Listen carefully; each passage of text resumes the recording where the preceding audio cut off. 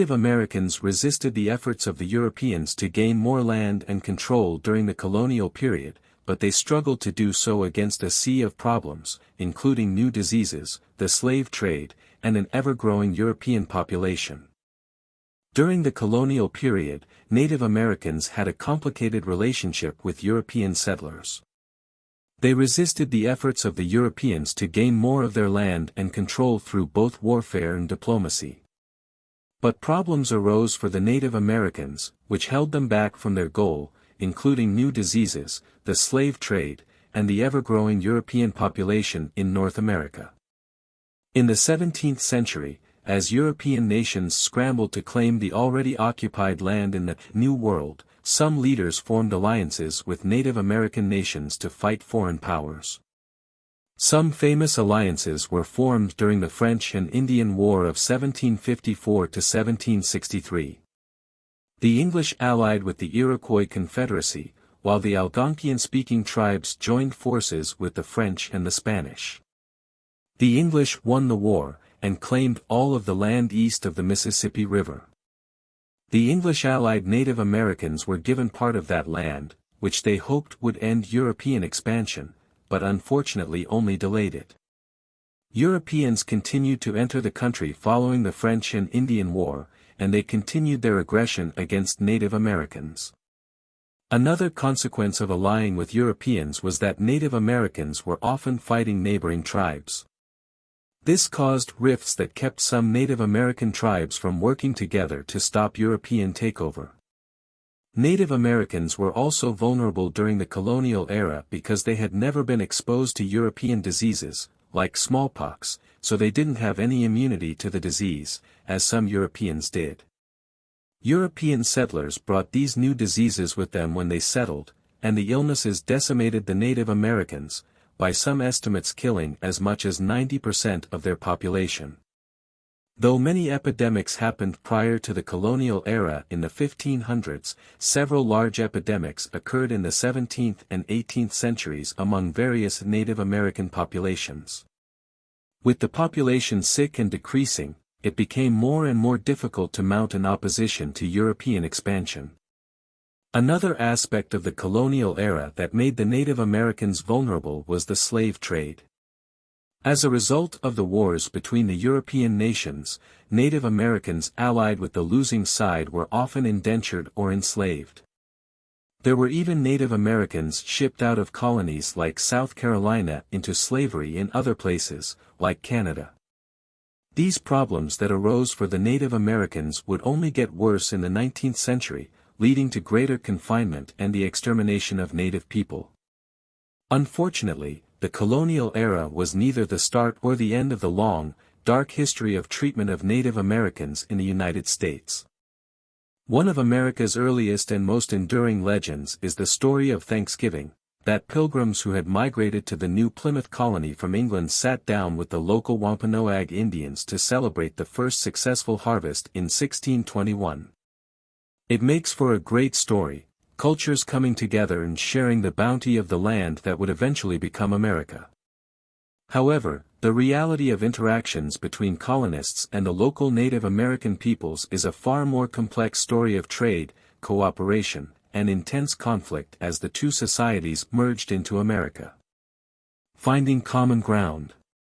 In the 1600s, when the first English settlers began to arrive in New England, there were about 60,000 Native Americans living in what would later become the New England colonies: Plymouth, Massachusetts Bay, New Hampshire, Connecticut, New Haven, and Rhode Island.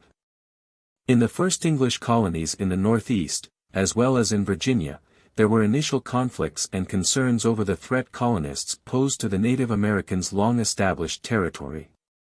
Still, colonists were able to build thriving colonies with the help of locals. Trade was one of the first bridges between New England colonists and local Native American populations. For the colonists, it was about building the infrastructure and relationships they would need to stay and thrive in the New World. For the Native Americans, it was often about building potential alliances. After only 5 years, the Plymouth colony was no longer financially dependent on England due to the roots and local economy it had built alongside the native Massachusetts peoples.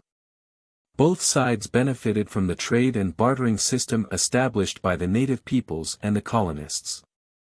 The Native Americans provided skins, hides, food, knowledge, and other crucial materials and supplies, while the settlers traded beads and other types of currency, also known as wampum, in exchange for these goods. Ideas were traded alongside physical goods, with wampum sometimes carrying religious significance as well. The first Bible printed in the New World was actually a translation into the language of the Native American people of the Algonquin, suggesting that the dialogues between the colonists and Native Americans were not just political or practical in nature, but also spiritual. The primary religion of the New England colonies was the strict Puritan Christianity originally brought to the Massachusetts Bay Colony by ships like the Mayflower, but as the colonies grew and changed, some of the colonists began to move away from that base.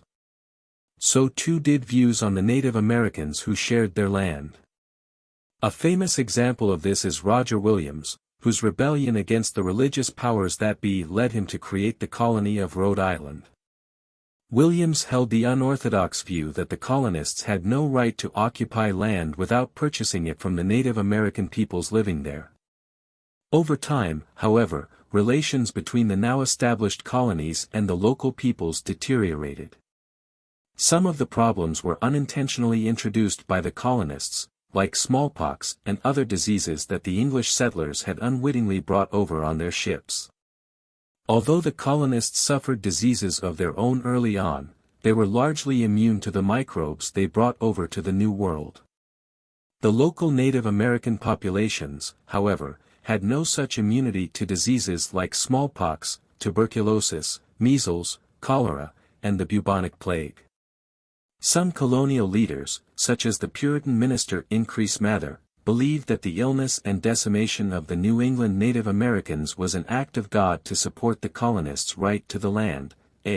About this time, 1631, the Indians began to be quarrelsome touching the bounds of the land which they had sold to the English, but God ended the controversy by sending the smallpox amongst the Indians. Some colonial governments used the devastation as a way to convert the natives to Christianity, making them into praying Indians, and moving them to praying towns, or reservations. The First Indian War. Colonist-Native American relations worsened over the course of the 17th century, resulting in a bloody conflict known as the First Indian War, or King Philip's War. In 1675, the government of the Plymouth colony in Massachusetts executed 3 members of the Wampanoag people. The Wampanoag leader, Philip, also known as Metacom, retaliated by leading the Wampanoags and a group of other peoples, including the Nipmuc, Pecumtuck, and Narragansett. Other peoples, including the Mohegans and Mohawks, fought the uprising with the English colonists. The war lasted 14 months, ending in late 1676 after much of the Native American opposition had been destroyed by the colonial militias and their Native American allies. Ultimately, a treaty was signed in April 1678, ending the conflict. With such heavy casualties on both sides, this war. The Indian Massacre of 1622 took place in the English colony of Virginia on March 22, 1622. English explorer John Smith, though he was not an eyewitness, wrote in his History of Virginia that warriors of the Powhatan came unarmed into our houses with deer, turkeys, fish, fruits, and other provisions to sell us. Wink with a frown. 1. They then grabbed any tools or weapons available and killed all English settlers they found, including men, women, and children of all ages. Opechancanough, chief of the Powhatan Confederacy, led a coordinated series of surprise attacks that ended up killing a total of 347 people, a quarter of the population of the colony of Virginia. Founded in 1607, Jamestown, Virginia, was the site of the first successful English settlement in North America, and served as the capital of the colony of Virginia.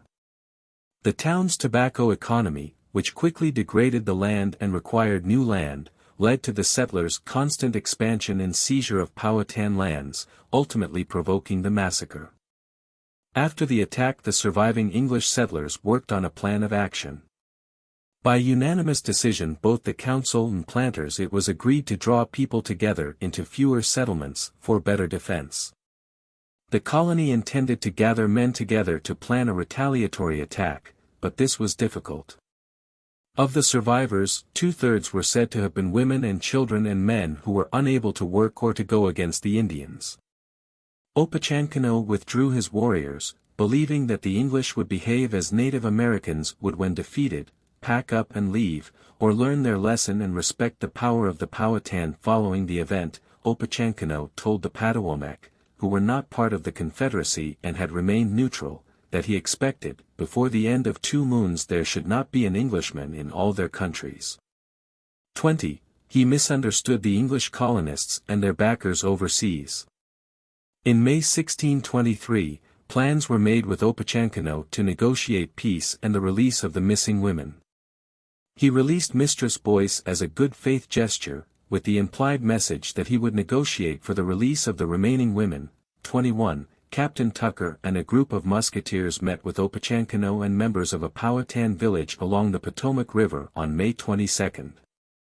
In preparation for the event, Dr. John Potts prepared poisoned wine. Captain Tucker and others offered ceremonial toasts, and 200 Powhatans died after drinking the wine. Another 50 people were killed. Opechancanough escaped, but a number of tribal leaders were killed. 21. 22. The English retaliated by attacking and burning down Powhatan villages. Tribal members and the captive women fled the English attacks. They also were hungry due to lost corn crops. 3 of the women included Jane Dickinson and Mistress Jeffreys, the wife of Nathaniel Jeffreys, who died in the massacre. In England, when the massacre occurred, John Smith believed that the settlers would not leave their plantations to defend the colony. He planned to return with a ship filled with soldiers, sailors, and ammunition, to establish a running army able to fight the Powhatan. Smith's goal was to enforce the savages to leave their country, or bring them in the fear of subjection that every man should follow their business securely. Smith, however, never returned to Virginia.